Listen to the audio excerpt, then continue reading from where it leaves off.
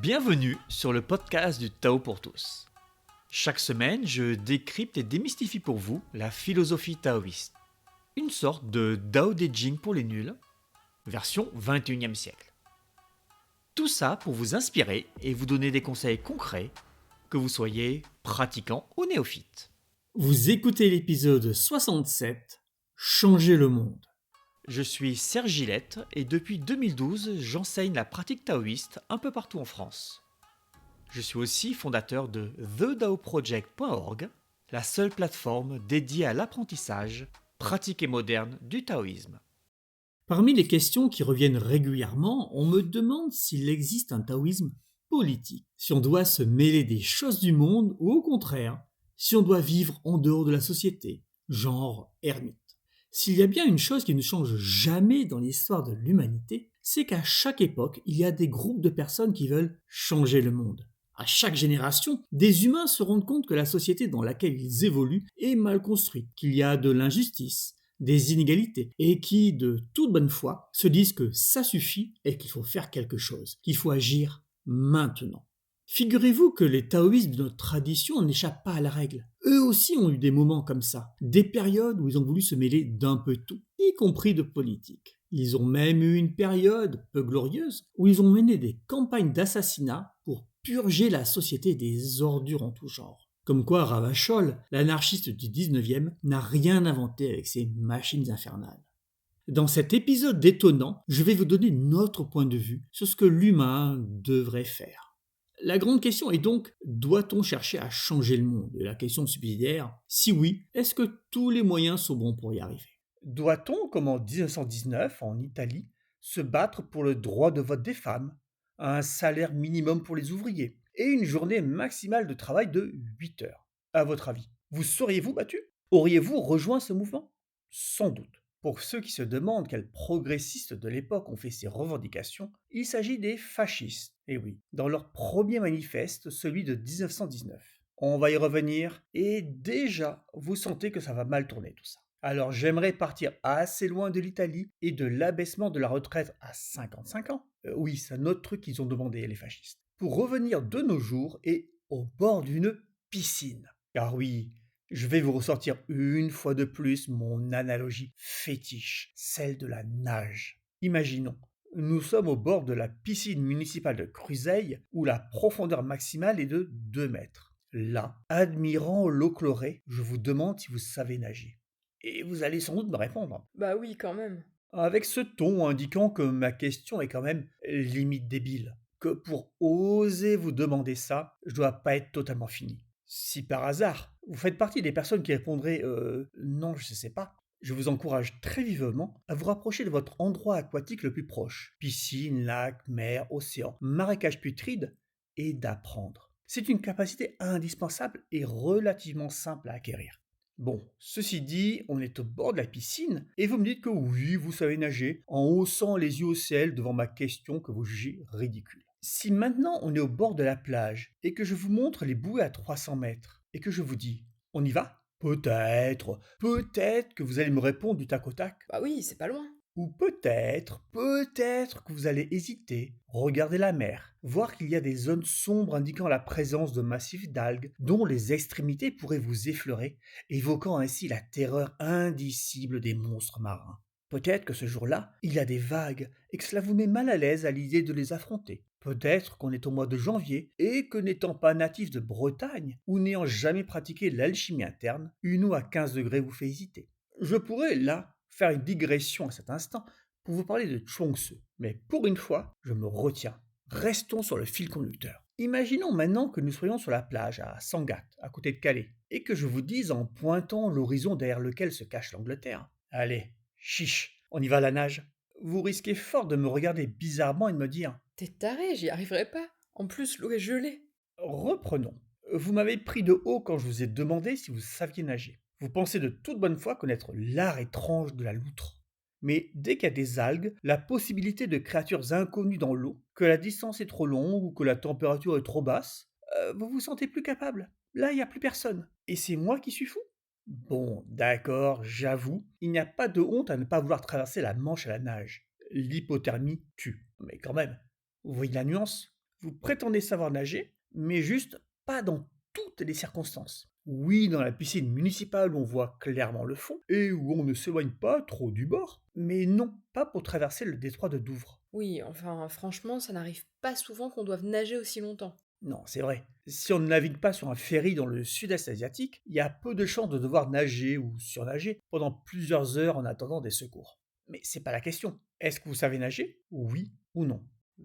Vu comme ça dépend. Ça dépend. Oui, ça évidemment, on vous demande de répondre par oui ou par non, alors ça dépend, ça dépasse. Et oui, ça dépend. Pourtant, tout à l'heure, tu as répondu oui sans sourciller. Oui, dans le contexte de la piscine, ça me paraît évident que je sais nager. Exactement. Et ça nous amène donc à un point très important.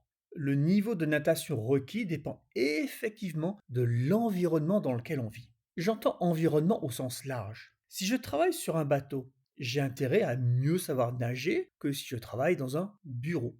Si j'aime les sports nautiques, j'ai intérêt à mieux savoir nager que si ma passion c'est la randonnée en haute montagne. Si je vis dans une zone inondable, j'ai plus intérêt à savoir nager que si je vis en plein désert mongol. On arrive là à une loi fondamentale. Le niveau que l'on doit avoir dans nos capacités dépend de notre environnement. Dit à la manière taoïste, nos capacités doivent être à la hauteur des défis de la Terre. Et ça s'applique à toutes nos capacités, même celles de l'esprit? Oui, il n'y a pas de différence de fonctionnement. La logique est la même pour tout ce qui nous aide à survivre, que ce soit une force de l'esprit comme la volonté, le lâcher-prise, ou une capacité physique comme l'endurance, la résistance au froid, ou savoir nager.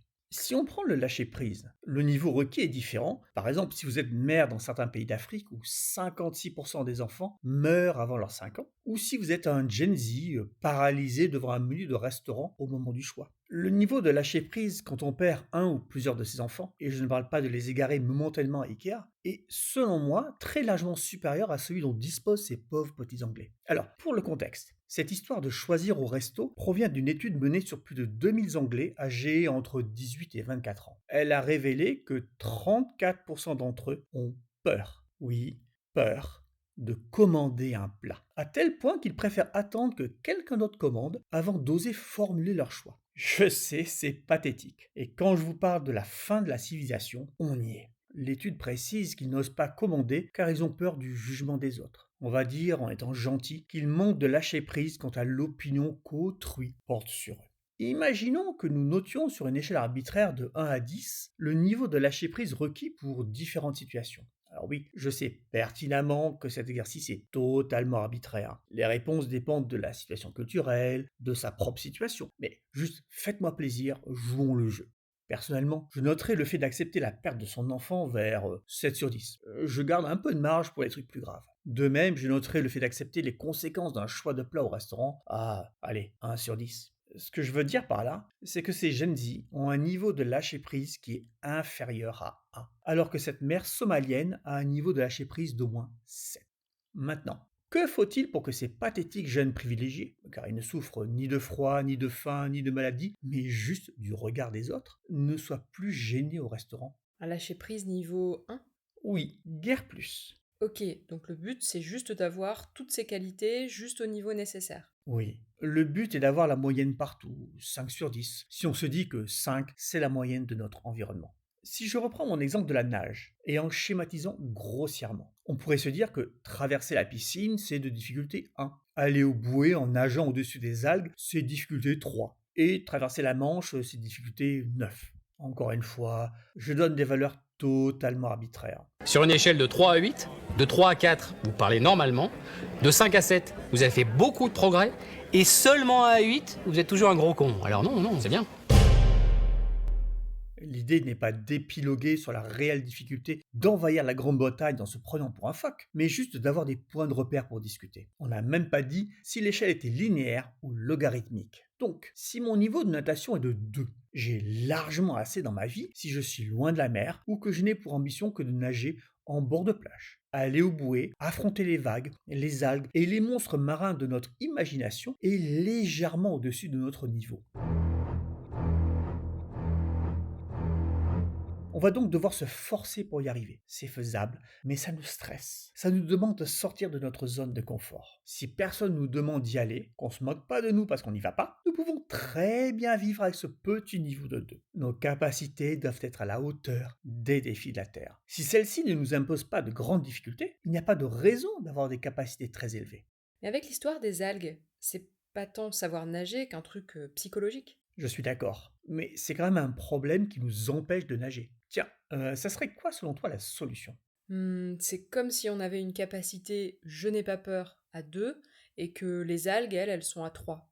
Il faudrait juste augmenter sa résistance à la peur. C'est l'une des 3 solutions. On peut en effet se blinder contre la peur. On peut aussi augmenter le lâcher-prise et se dire que jamais personne n'a été attaqué par des algues, sauf peut-être dans un mauvais film d'horreur des années 80. Mais oui, la solution idéale, c'est d'augmenter notre niveau dans une capacité ou une autre qui nous place au-dessus du fameux défi de la Terre. Il existe une 3e solution, et cela rejoint enfin l'idée de la politique. Vivre dans une configuration qui n'impose pas de défis supérieurs à nos capacités. Ça serait par exemple de quitter un pays en guerre pour aller vivre dans un pays en paix, ou faire en sorte que la paix revienne. C'est malin ça. Il me suffit de déménager à la montagne pour ne plus avoir peur des algues. Oui, ou d'éradiquer les algues dans la mer. Ah, ça c'est ridicule. On a vu plus bizarre. Quand dans les années 60, le nombre de morts sur la route a dramatiquement augmenté, une des solutions envisagées était de couper les platanes qui bordaient les routes. Eh oui, plutôt que d'inciter les conducteurs à ralentir, à ne pas conduire bourrés ou fatigués, on pense à changer les défis qu'impose la Terre, qui se ramène ici à simplement rester avec son véhicule sur la chaussée d'une route de campagne. On ne parle pas d'une course-poursuite digne d'Hollywood. Si vous pensez qu'il s'agit d'un épiphénomène, détrompez-vous. En 2001, le sujet est revenu sur le tapis avec le ministre de l'Agriculture de l'époque, qui avait déclaré que les platanes sur le bord de la route étaient un danger public. C'est vrai, c'est quand même la faute aux platanes si les automobilistes viennent s'encastrer sur eux. Elles provoquent un peu, quoi. Repensez au procès gagné contre des chaînes de fast-food aux USA, chaînes qui avaient omis de préciser sur les tasses à emporter que leur café chaud était servi chaud. Repensez à toutes ces lois qui ont officiellement été mises en place pour diminuer la dangerosité du monde, alors qu'il suffisait généralement de faire attention. Donc malheureusement, l'idée de supprimer les algues en bord de mer pourrait germer dans l'esprit tordu de certains bureaucrates. Souvenez-vous qu'il n'y a pas si longtemps, vous deviez vous rédiger et signer une auto-attestation pour vous autoriser à sortir de chez vous. Donc non, je n'exagère pas. C'est malheureusement la stratégie appliquée à outrance par la génération actuelle. Je suis offensé par ce que tu dis, donc la seule solution que je vois, c'est de t'empêcher de t'exprimer. Voix politique. Travailler de 9h à 17h m'oppresse, donc je vis au crochet de mes parents, où j'exige des horaires adaptés, ou la reconnaissance d'une maladie professionnelle comme la cécité temporelle, l'absence de conscience du temps. Voix politique. Je n'ai aucune gestion saine de mes émotions, donc j'impose aux autres le comportement que j'ai décidé. Cancel culture. Voix politique. Dans ces 3 cas, on part du constat qu'on a un problème avec le monde, avec les défis de la Terre. Quelle est la solution qu'on désire mettre en place? Changer la Terre plutôt que de s'adapter. Je suis offensé par ce que tu dis. Je devrais 1. Me rendre compte que ce ne sont que des mots. 2. Apprendre à diminuer mes préjugés sur ce qui est offensant ou pas. Et surtout, je dois apprendre à avoir une gestion émotionnelle fluide, efficace. Travailler de 9h à 17h m'oppresse et je ne sais pas comment je vais survivre. Endurcis-toi un peu. La solution n'est pas d'en diminuer sans cesse les horaires de travail. L'humain est fabriqué pour pouvoir chasser, marcher, cueillir des fruits pendant des heures. Des activités bien plus fatigantes que de servir des cafés dans une échoppe chauffée ou climatisée. Tout me touche et me blesse. Plutôt que d'interdire aux autres d'exister, je devrais peut-être me remettre moi en question. Alors, bien sûr que changer le niveau des défis de la Terre, c'est une solution. Ça s'appelle le feng shui. C'est une solution, mais elle est difficile, coûteuse et très limitée. L'univers est bien plus vaste, bien plus puissant que notre petite personne. Faut arrêter de croire que lorsque quelque chose dans le fonctionnement normal de la nature nous gêne, on peut le canceller, l'interdire. On peut tenter d'imposer une dictature idéologique sur les humains, mais c'est plus dur pour la Terre. Terre, il faut l'entendre ici avec un grand T. C'est le monde matériel. Vous avez compris que je ne parle pas de la terre ferme, du plancher des vaches, mais de ce qui constitue globalement tout notre environnement.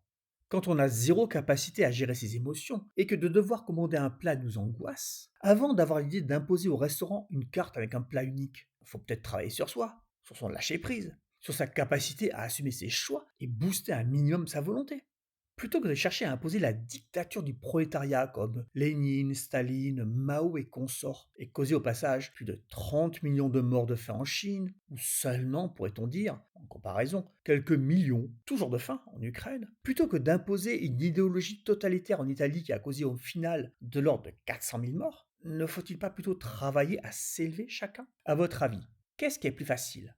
Développer votre lâcher-prise ou diminuer tous les comportements que vous jugez comme offensants?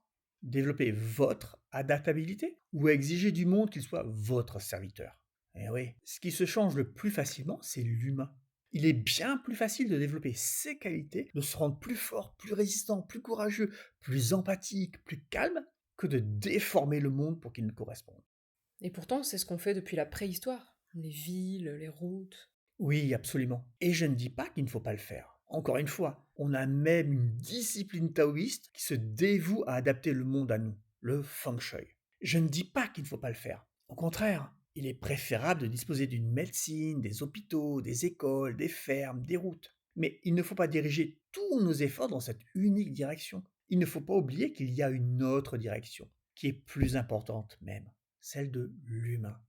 C'est l'histoire des 3 chances. La chance de la terre, la chance de l'humain et la chance du ciel.